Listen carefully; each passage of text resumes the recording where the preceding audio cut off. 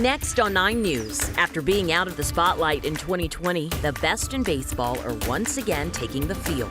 Coors Field is ready for a full stadium. I mean, there's just some amazing things down here that make all of the challenges worthwhile. The Lodo neighborhood today isn't the neighborhood it was when Denver last hosted the All-Star Game.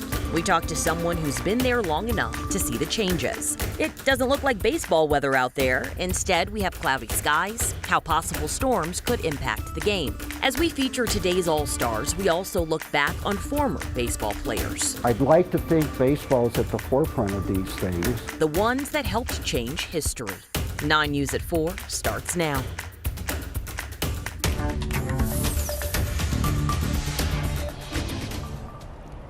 For weeks, we've been saying the festivities surrounding the Major League Baseball All-Star Game would be bringing in crowds that Denver had not seen in more than a year. And as you expect, well, that prediction is proving true. I'm live right here by McGregor Square, just outside of Coors Field this afternoon, because the All-Star Game is going to get underway in about 90 minutes. And restaurants and bars nearby, well, they are getting the boost they were looking for, with more than 50,000 fans returning to this area for the 91st Major League Baseball All-Star Game.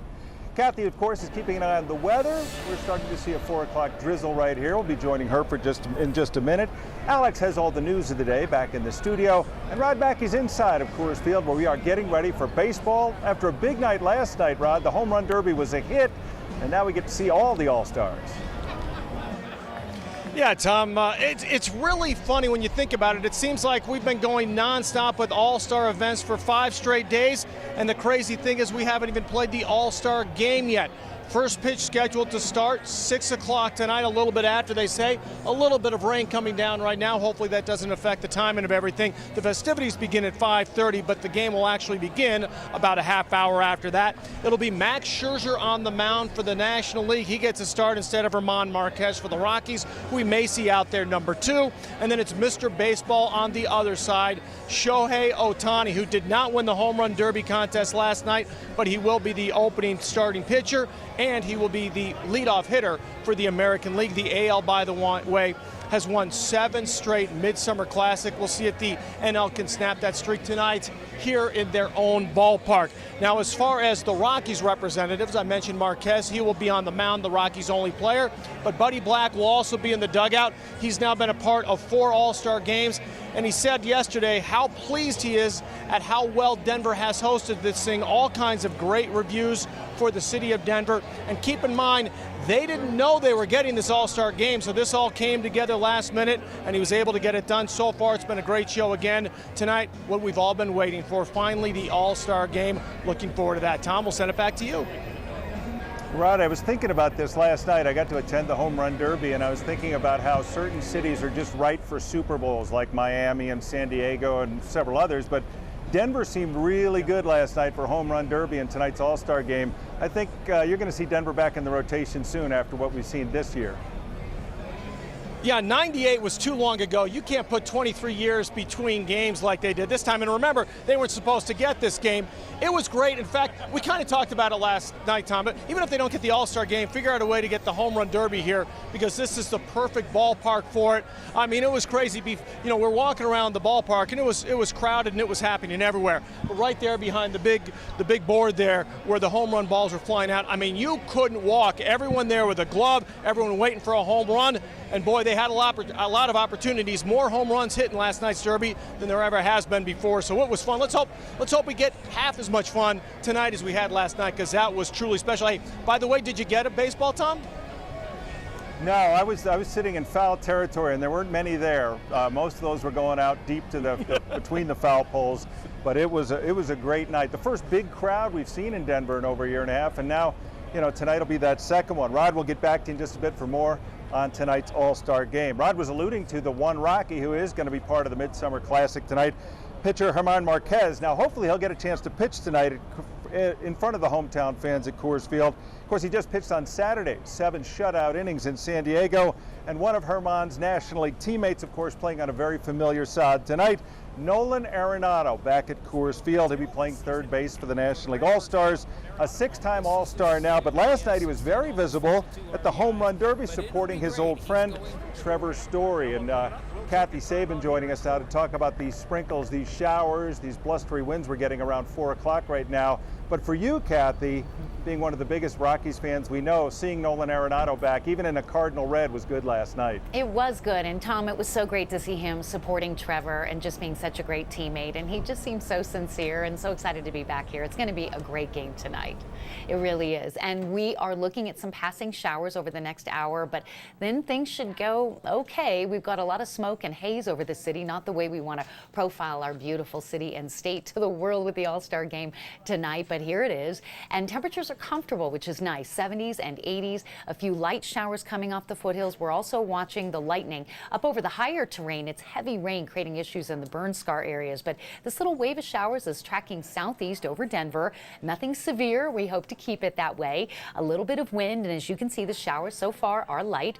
A heavier thunderstorm cluster near the Bailey area. And this should be a short-lived event, unlike what's happening in the high country. The Grizzly Creek burn scar dealing with flash flooding concerns with some heavy rainers just kind of sitting over that I-70 corridor. It'd be nice to scour out some of the haze and the murk around the area with air quality alerts that will remain in effect for much of our state. The winds are kind of all over the place, but not really enough wind to scour out that bad air. The smoke forecast shows some improvement with the arrival of a front tomorrow, and I think we'll really see some improvement with scouring out that smoke and haze over the next 48 hours. So the heavier thunderstorms over the next hour look to be north up around Fort Collins and south around Bailey.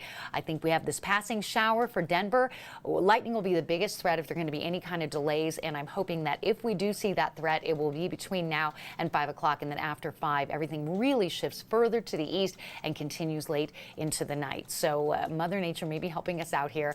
Temperatures in the 70s now, and that's where we'll stay, so very comfortable for the baseball game. And we should be close to 80 for that first pitch with, again, isolated storms early. We are certainly hopeful that the thunder showers move out over the next hour and things are calm and quiet, Tom, for the rest of the evening, because all eyes on Coors Field tonight. It would sure be nice if Mother Nature would help us out a little.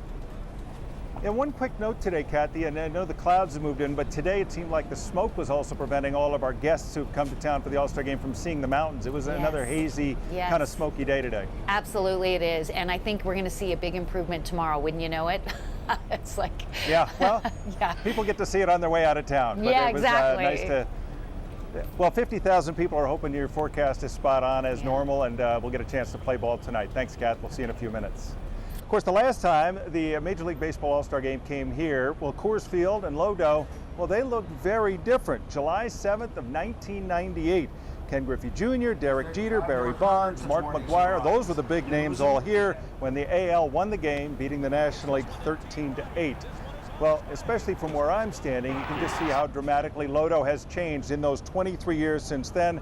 This has now become one of the hubs, one of the most popular places for restaurants, bars, and tourism and tourists as well. 9 News reporter Victoria De Leon is there taking a look at what Lodo looks like now. And Victoria, you had a chance to talk with one business owner who's been in the area long enough to see this whole change happen. Yeah, Tom, that's right. Lori Helmick, the owner of Lux Salon here in Lodo, was actually opening up her business 23 years ago around the same time of that All-Star game. So she's really had a front row seat to the neighborhood's transformation. Her salon has been here about 2 decades now, and in that time, she says rent has skyrocketed and is now triple what it was in 1998. Lori says the most notable difference from now and 23 years ago is parking. She says it was never hard to find parking, and with events as big as this one, we know that isn't always the case now. She thinks Lodo really started booming after Coors Field was built, and even remembers when Union Station was boarded up and how much things changed soon after that happened. And then when they redid it, 6 years ago, I think, it just changed the whole, scope. So really, baseball changed Lodo, and the redevelopment of Union Station really, really inspired other people to come here. And Lori says she's been feeling nostalgic all day long, thinking about all the businesses that have come and gone over the past few years. But she also says that energy in Lodo hasn't changed, but you'll hear more about that from her coming up at 5. All right, Victoria, thanks very much. Things have certainly changed in 23 years. Now, if you did want to come down here and still find a ticket to go to the All-Star game tonight, well, they're sold out on the official website, of course, but you can find them on the secondary market, and as you might expect, they're very pricey. Plenty of tickets available in places like StubHub, but the lowest we've seen is about $200, and that's just to be on the right field rooftop. Sites like Vivid Seats and SeatGeek also posting those rooftop tickets about $200. But if you want the good seats behind home plate or by one of the dugouts, well, you're into the four figures, at least $1,000 to get in here tonight. So hopefully those who are coming or those who want to spend and come tonight will have a nice night for it.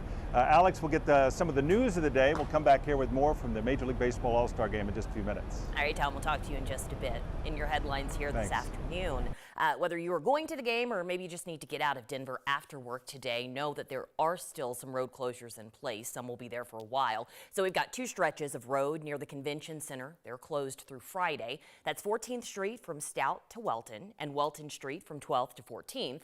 Several roads in the area are open only for through traffic. The closures are because of Play Ball Park. That's a family-friendly event at the convention center.